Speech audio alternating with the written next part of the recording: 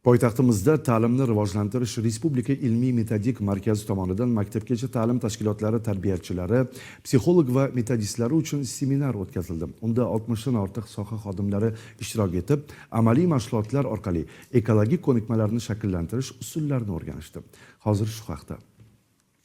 Ekologik madaniyat bu atrof muhitga to'g'ri munosabatda bo'lish. Bolalar tili bilan aytganda unga do'st bo'lish demakdir. Sababi uni himoya qilish barchamiz uchun muhim. Shu sababdan ham aynan bog'cha yoshidagilarni ekologik bilimlarini oshirish maqsadida ta'limni rivojlantirish Respublika ilmiy-metodik markazi tomonidan amaliy seminar tashkil etildi. Tadbir boshida so'zga chiqqan mas'ullar esa raqamli platformalarda ishlash va Plixer dasturidan foydalanish haqida ma'lumot berishdi.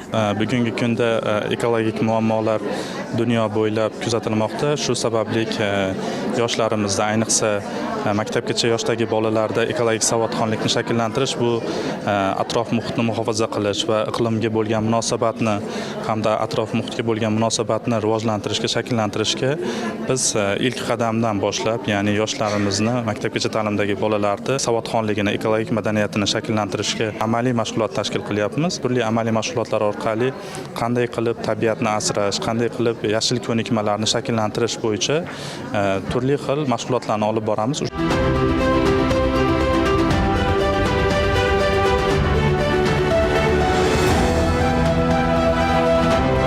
Tadbir davomida ishtirokchilar guruhlarga ajratilib, 6 ta amaliy mashg'ulotlarda ishtirok etishdi. Eko darsni qanday rejalashtirish kerak, storytelling, ekosistema yaratish kabi interfaol o'yinlarning har biri uchun 10 daqiqadan vaqt ajratildi. Gullar yasadik, akvarium. Va jarayon juda qiziqarli o'tmoqda.